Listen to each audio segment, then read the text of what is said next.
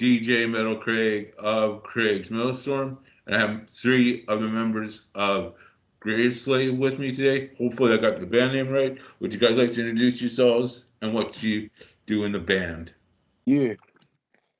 All right. I'm Roman. I do the guitar. One of the two guitars. I'm Ashton. I'm the vocalist. And I'm Ben. I play drums. Right on, guys. And who's not with you today from the actual band line that couldn't make it? That'd be Josh, the bass player, and be Fernando, the other of the two guitar players. Right on. Please go back in the history of Graveslave and how the band all got started. That'd be me and Josh and Ben started the band. Wrote a lot of guitar pros and showed them to Ben, and then we found Josh on Craigslist, and the three of us have formed the backbone of this band at this point in time. Yeah, it was Roman and I had played in a previous band called Johnny Allen that started in 2009. And then when that ended, we started this band in 2014. Yes. First show was on Josh's birthday, May 20 something. I don't remember. Yeah. He's a bass player. Would you like to add anything to the question, Ashton? I wasn't really around for the start of the band. I was sort of a later addition. I joined probably like late 2018. Roman found me after I had sort of posted like a cover video on Facebook, and he shot me a message asking me to try out for his band. So I wasn't around for the very beginning. Cool. This next one's going to be a bit of a stumper, but a good one. How did you guys come up with the band name Graveslave? I came up with that one. We were throwing out a bunch of really gore grindy names, and that one was just catchier and cooler, so we just rolled with that. Right on. We did have a kind of funny debate whether it should be one word or two words. That was an actual point of discussion. Truth. That's still a thing to this day. You guys good for the next question now? Yeah. Oh, Yeah. Who designed the Graveslave band logo, as in which artist was used to create the logo you guys have? What's that dude's name? The guy that drew like our current logo that we have. I don't even remember who drew our very original one. Like it was just like some MS Paint kind of font. I think didn't the dude from Putrid Christ do that, or no? Our first one? I thought he had made a logo or something for us. I don't remember. What? Like I'm pretty sure Mike Bloodfist had made like our original logo, or at least sourced our original logo. Okay. But Devotion EP and onward, we've been using like the big G that we got from and I don't remember that dude's name. Like I'm pretty sure he's like a Gorgoth and not a Gorgoroth. I think it was Luciferium War Graphics, wasn't it? That's his business. Yeah, Luciferium War Graphics. That's true. That's the one. Okay. Like that's the dude's name is Gorgoth, or that's what he calls himself. Like I don't know. Okay. Well, yeah, Luciferium War Graphics is the what you would search to get a logo from the guy who made our logo, I guess. Yeah, he did our whole like little Cthulhu Graveslave thing going on with the tentacles, and he did our big G so that we could put that everywhere. So shout out to that guy. Thank you. Yeah. Ashton, do you want to add anything to the question, or are you good? I don't really know shit about it, to tell you the truth. The G was also before Ashton joined the band, I think, like shortly before. Okay, I wasn't sure. I'm just trying to involve Ashton in the conversation a bit. Yeah. Yeah, I wasn't around for the first like 5 years of Graveslave, so early on questions, I kind of got nothing to contribute, to tell you the truth. This next one might get all three of you involved in it. What are the band's immediate music career goals? Okay, yeah. Well, we're always like just like touring and doing our own DIY shit and like going hard as we can on like the local and regional scene. Immediate goals are just to expand and do bigger and better at all times, I think. Yeah, immediate goals. We want to, especially for this, we're working on an EP currently, probably going to be a sister EP to our last release, Relinquished Life. And for this upcoming EP, we really want to, have like some content locked, maybe some like playthrough videos ready to go, and have like some bigger and better tours coming up off of that EP. Play bigger and bigger shows, obviously over time. Maybe even a goal we have coming up down the line is to get less of a get maybe a better quality bus going on. Ours is currently kind of a rust bucket, but that's sort of what we got on the agenda right now. Loose goals. Yeah. Yeah, I would just echo all of that for the immediate future. We're working on another EP, and then we'll probably be out on the road at some point this year. Ideally supporting a slightly larger band. We've done a lot of kind of solo runs, I guess, where like self-book tours where we just play with locals, or maybe have like one comparatively sized band with us, but we're definitely trying to get into touring with some bigger bands. So Okay, and just so you guys know, I jammed the Relinquished Life album before this interview, and it's absolutely sick and awesome. I love the vocals on it. Oh, thanks, man. Glad you like Vocals it. are sick on that shit for sure. heck Who yeah. are the band's musical influences? Do we go one at a time or just like collectively our musical influences? If Do you that, guys man. want to talk your influences one at a time, that's cool with me. All right, Ben, you first. Okay. Yeah, as far as well, I guess I think one of your next questions coming up right after this is our individual influences. So I guess I'll go with the band influences. Just like everything death metal, I guess, like Cannibal Corpse, Suffocation. Um, we have some black metal elements and some grind elements as well. So just like all the big classics of those bands, like yeah, Napalm Death and Yeah, I don't as know. far so yeah, Cannibal Corpse and Suffocation are two of the big ones for sure. Like we do incorporate a lot of those grind shits. Uh Napalm Death and Pig Destroyer are two big ones that come to mind for sure as far as riff writing. Yeah.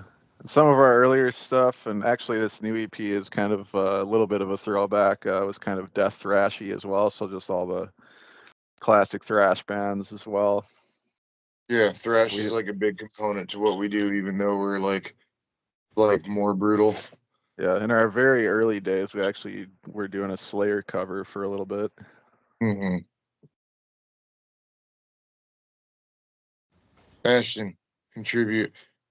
Yeah, like I don't really like think about being influenced by like other specific bands. To tell you the truth, like especially when I like first joined Graveslave, I didn't even really listen to a lot of like straight up death metal.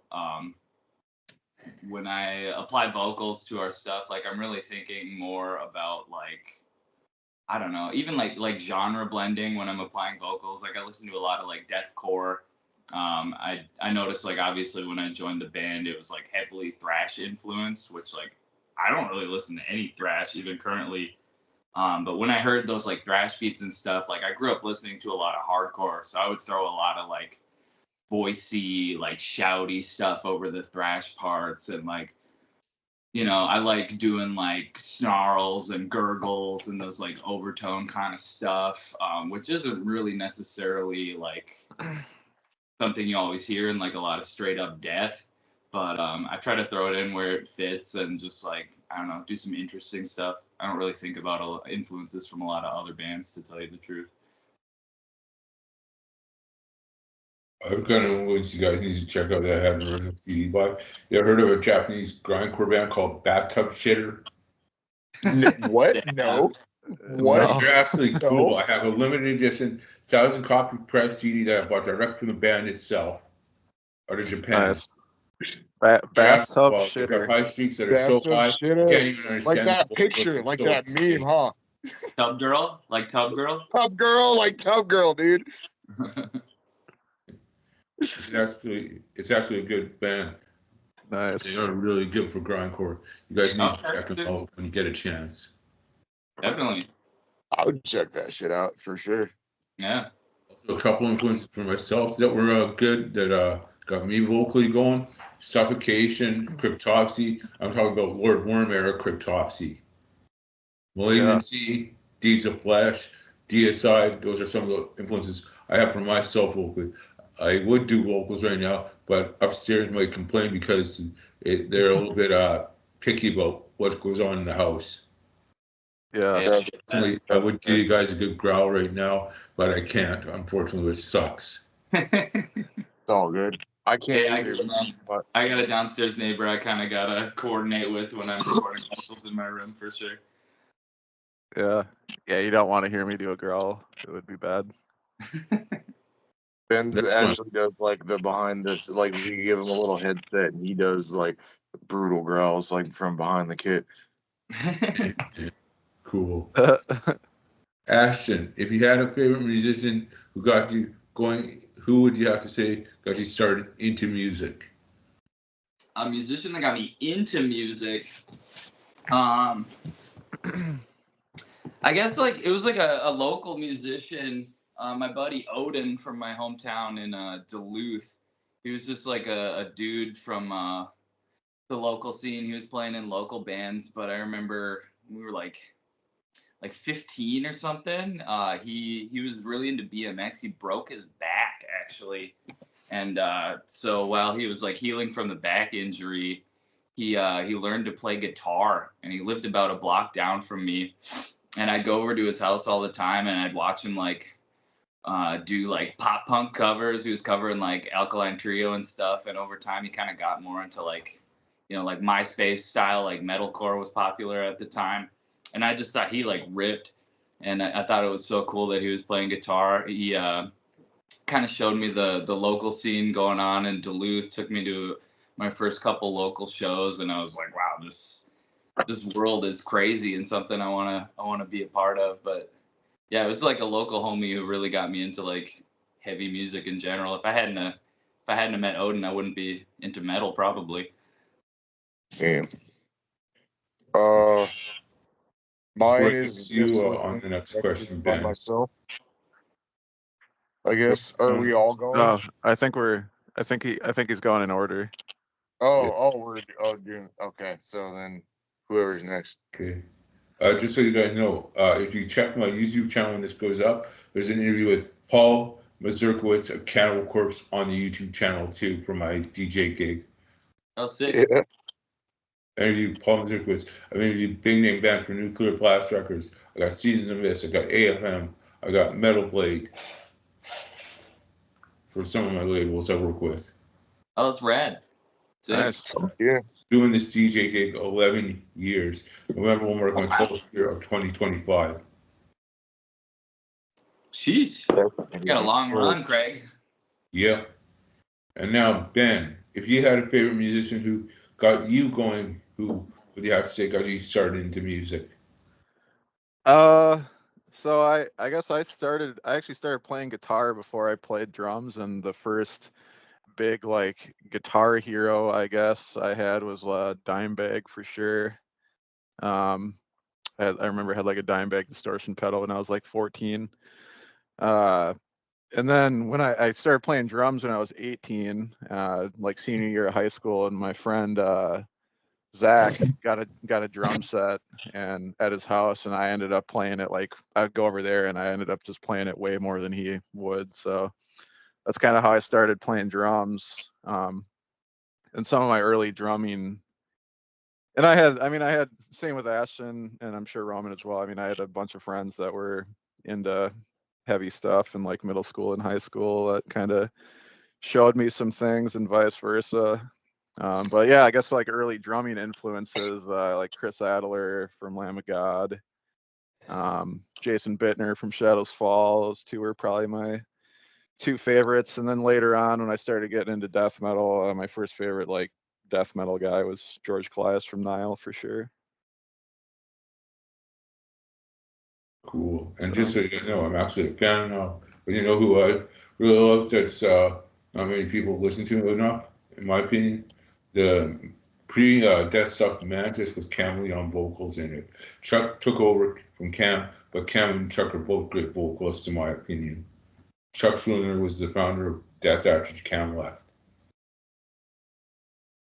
I'm sure you guys have heard of Death before. Oh yeah. That's like one of my big influences for sure. Oh yeah. And Yeah, that's great. This next one's for you. If you had a favorite musician got you going, who would you have to say got you started into music? Oh, that's me. Like, no, you too. Yep.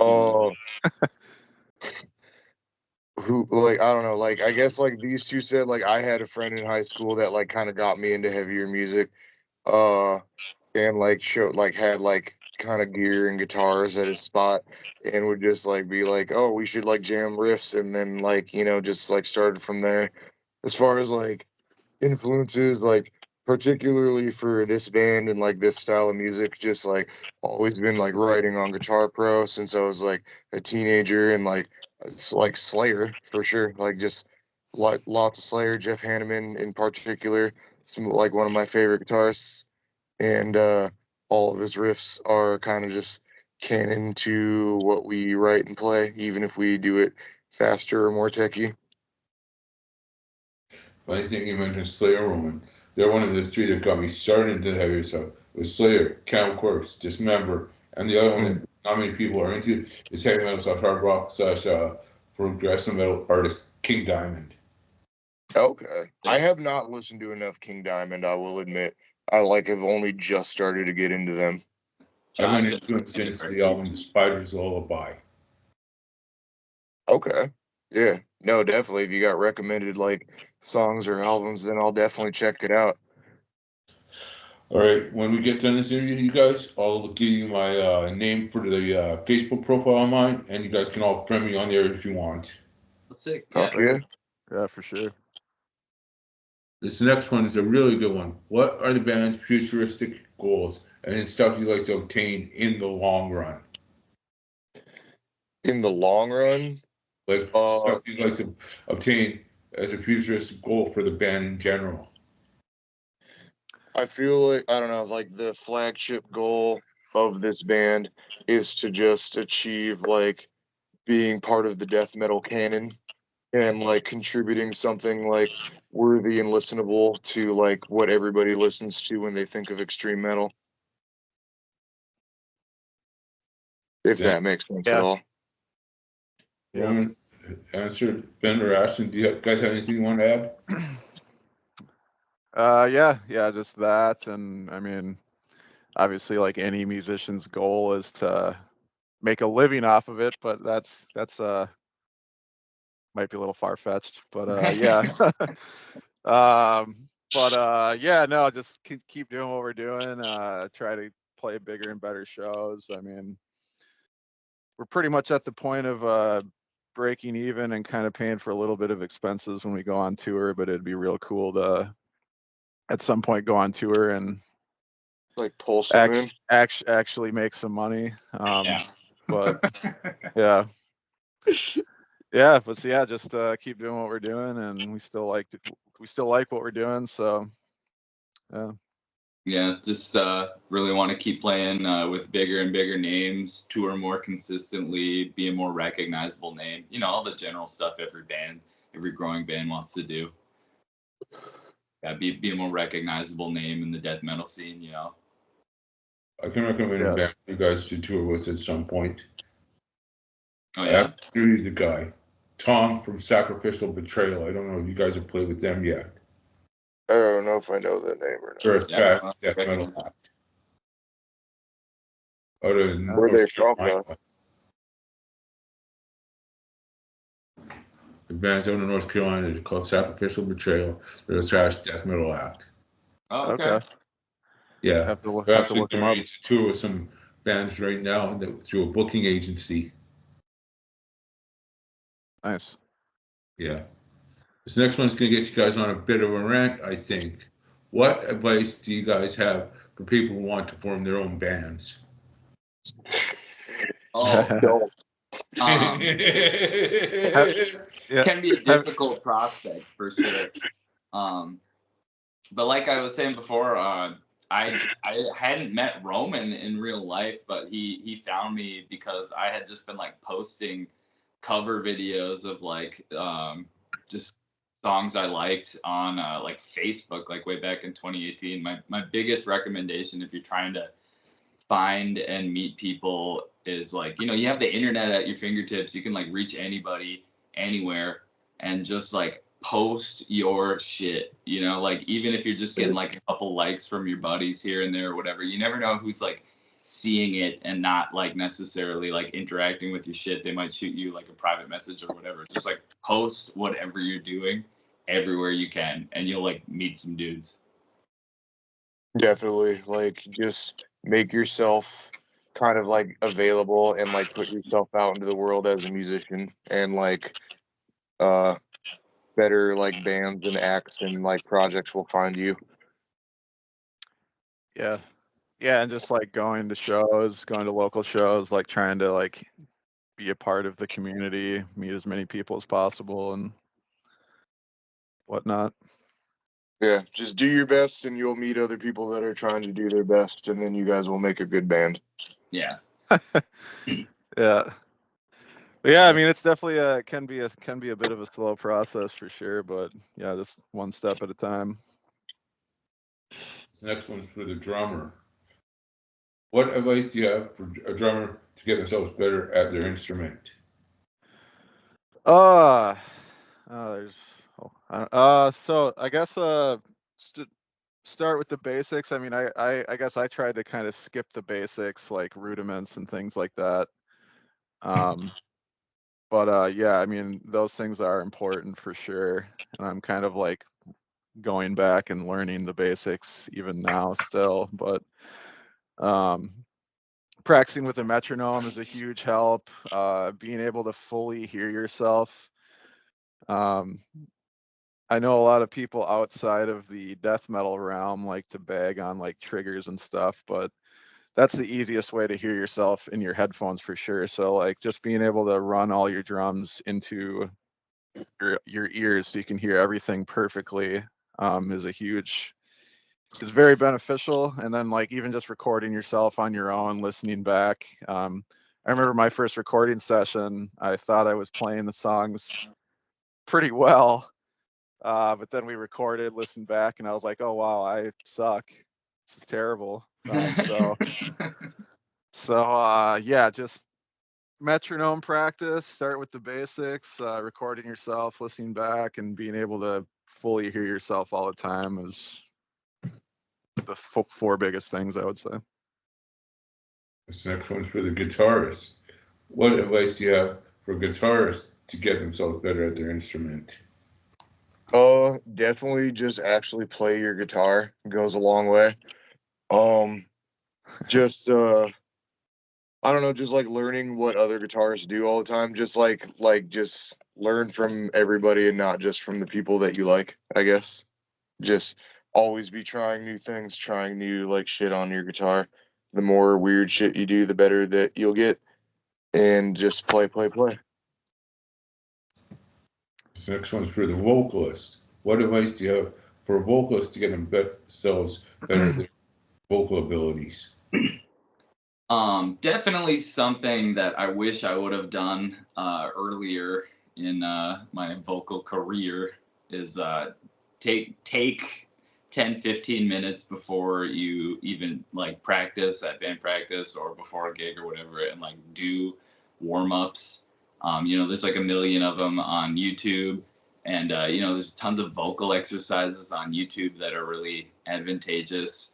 And yeah, just like consume content related to like what you're doing.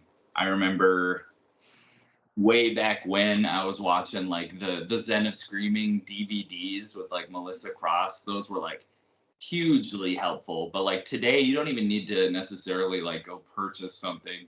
There's like a multitude of videos that are like instructional on making vocals, like different styles, you know, if you want to work on false chords or whatever it is. Like there's just like so much information on the internet for you to consume and learn, and just spend a bunch of time in your room making weird noises, pissing off your neighbors or whatever you got to do. Like just practice, practice, practice, and consume as much content as you can related to what you're doing.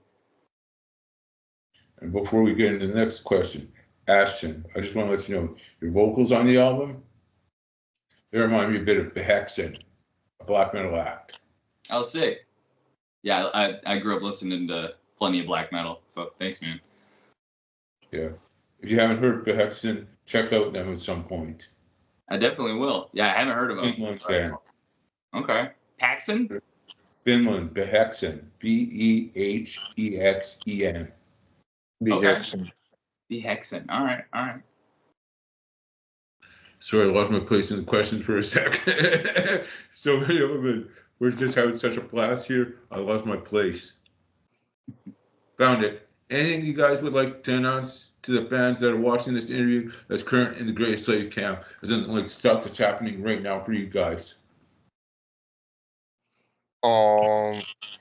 Not much except that we're like currently recording like the second one, like to our 2 EP series.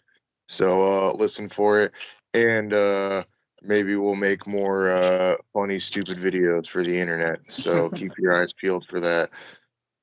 Yeah, we got stuff coming.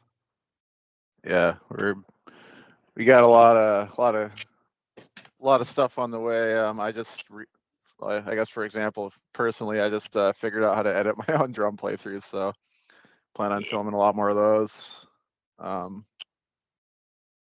which will be cool. Okay.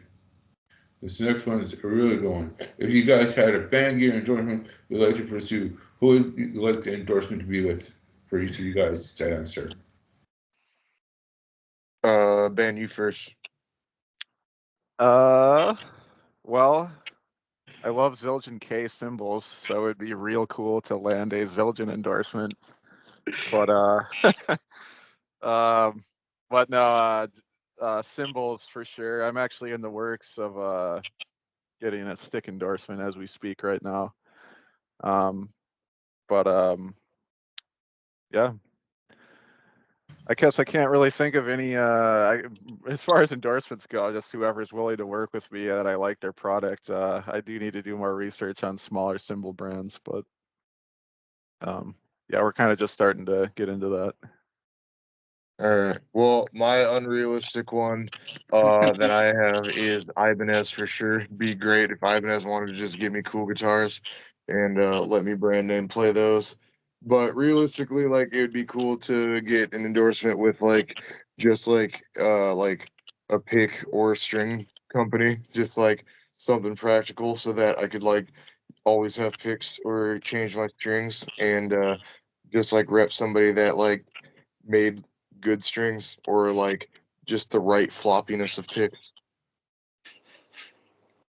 Ashton?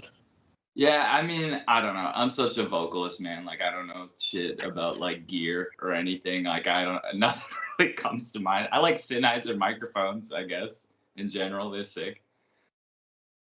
Okay. For me, personally, if I could get a band gear endorsement when I get my band going back off a 20-year hiatus, I like to try and get endorsed by the Shure microphone company.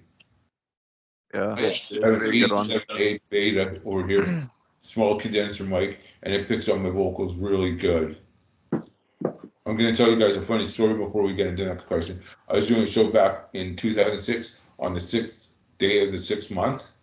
I did my Japanese, like a high grindcore style streak, and I did it so loud, I blew out the PA speaker at the venue. They actually haven't fixed the thing to this day, right? It still cuts in and out. Wow. I really messed up that PA cabinet. Oops. Creepy Damn. dicks. I gotta set lungs on me when I do things because I taught myself how to do vocals without a mic at first. Okay, so you're just loud, very I loud. go really loud. I just still have to learn how to handle my vocal ranges on the mic so that my production doesn't blow out anything. Mm. Yeah. If you guys each had a personal favorite song, choose off the Graveslave album titled Relentless Life, what song would it be? Ashton, you first. It's a toughie. I like them all, obviously. I'd have to say "Stretched Until We Bleed" is a good one. It's fast as fuck, and then it's got that like, tough guy dick swinging riff towards the end. That's sick. I always love that part. My favorite off of Relinquished Life is like I also like them all, so it's hard to pick. But if I have to pick one, I'm gonna pick Ritually Cultured, just because it's like a new level of like odd time and technicality for us, but it's like very like doable and sounds very like musical and listenable. I like it a lot. So it's just like drum hero, like guitar hero fucking shit. Like even like the bass like is doing like some cool like tappy bullshit. It's all very cool. But it's just like a cool song. It's sick. Hell yeah. Yeah, I was actually also going to say Richly Cultured. It's super fun to play. It's kind of like, it kind of has some Between the Buried and Me vibes, I would say. And it's probably it's one of the most unique it's on the record for sure. So that one, and then I would say number 2 is probably Cling to Dust. Cling to Dust, folks. Yeah, that's Couple probably side my second trips. favorite. I love that song. Yeah. Where can Relinquished Life be purchased? Is it a place where you can get the album for order? Definitely. Primarily, we always like sell our shits from Bandcamp, so you can definitely get like anything that we have on Bandcamp, including Relinquished Life, as like just you can buy it digitally or like as like a CD, like Digipack. We got them, and like it's got all the arts and the lyrics on the inside and shit. So, get it. It's worth it. But Yeah, go beyond get this shit. yeah, beyond like buying it off of Bandcamp physically or just like buying it digitally, you can stream it anywhere. Uh I guess like if I'm thinking about it, you probably can't stream it on SoundCloud because I didn't put it up there. But you can stream it anywhere else. Apple Music, you can stream it on Spotify, you can stream it on YouTube. Um like anything you can think of. It's on Instagram and social medias if you want to use it as part of your reels. You can use Graveslave music for that. Cool. Just so you know, Roman, when you mentioned the song "Ritually Cultured," that was actually my favorite off the album. Would you mind? And I'm going to ask Ash if you would mind talking about the themes and concepts behind the song. That's Ashton for sure, because he Ashton. writes primarily the lyrics. Yeah, it's a lot of like typical death metal stuff, right? Just like violence and Elements hate. about your snake. Oh yeah, I guess just sort of like a general theme through the EP. Like I was like, I mentioned like serpents quite a bit. I reference like I'm a weird snake guy. I got a pet snake. He like, well, he influenced like a lot of like the concepts for these songs. I was looking at him thinking about how like like he goes through this life just like chowing mice and doesn't really like have another way to survive. Like he like a line when we were talking about like coming up with a name for the EP that I was like circling around was like the price of life is death, and like not just that like you know beings need to like consume other beings in order to live, like, and there's a price in death that way, but like like everything is built off of death in some way, some shape or form. Like I'm sitting on a couch made out of wood that was like, if you want wood to make a couch or a house, you got to kill some trees. If you want healthy trees, you need things to die for nutritious soil, and how everything is sort of just interconnected through death in some way or another. yeah, that's sort of like a main concept that's sort of strung throughout the EP for sure. And with like a brutal, violent slant, obviously it's death metal. So Cool, man. Just so you guys know, pardon the noise there. That was my girlfriend just leaving the bedroom. That was our bedroom door squeaking. So I apologize about that.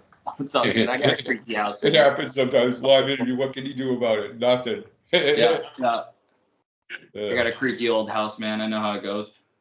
And Ben, I love the look of your cat. Oh, thanks. I'm a cat lover myself. My cat here, Chonky, Say what's up, right in the Gremlin. bedroom right now, sleeping. Lazy bum. Aw. I've been an animal lover since I was 18. Nice. I love cats. I love dogs. I love all animals, man. Yeah, I'm a fish nerd since I'm here. There's one of my tanks. Yeah, Cool. Ben's got a whole basement full of fish. It's there's- pretty wild. There's another one. Nice. Yeah.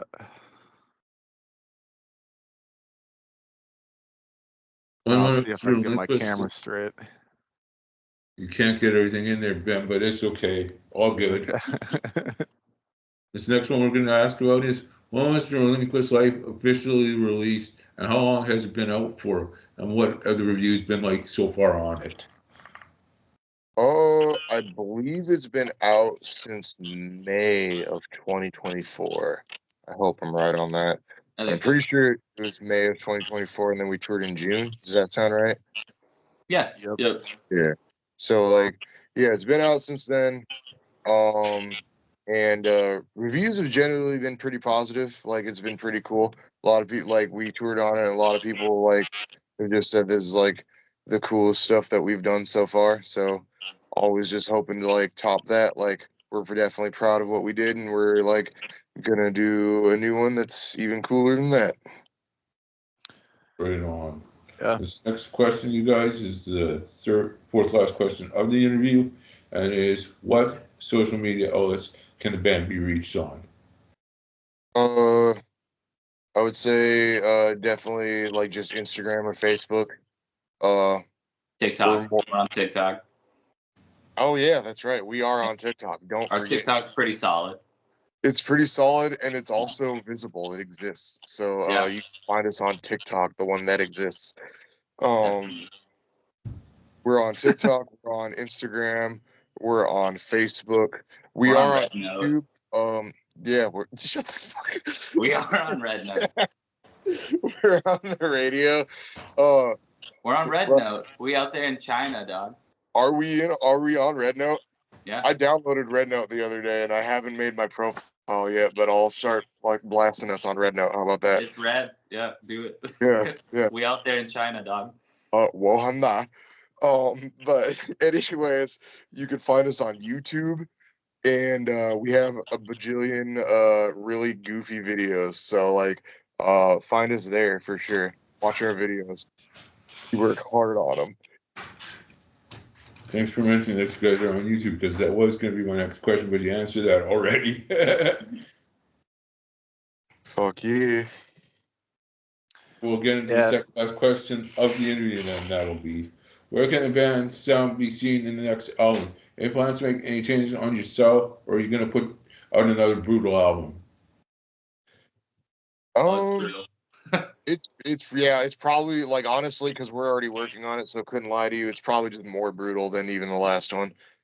Like, just more like straight brutal. We have one new song on the record that's like got like a way different vibe to it that we've been workshopping. So like I don't know, we've got like a couple surprises, but mostly like out of the two like sister EPs, as Ashton described it earlier, it's like this one is gonna have way more of the techie and brutal shit on it, just like going way harder. Yep. Right on. Before we get into the last question, I'd like to thank Robbie from Vazira Discuss Media for setting us up in this interview today. And the last question of the interview is, and then I'll cut out from the interview, and we'll get the station ID separately if you guys are cool with that. Absolutely. Yeah, sure. What new band news do you have on the Graveslave front? Is there anything we might have missed in this interview that is new to the band?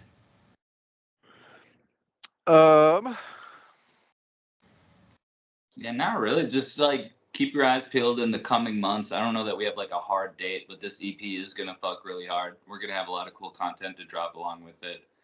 I don't know. I don't want to like give a specific date, but I think hopefully like March or April we'll be dropping it.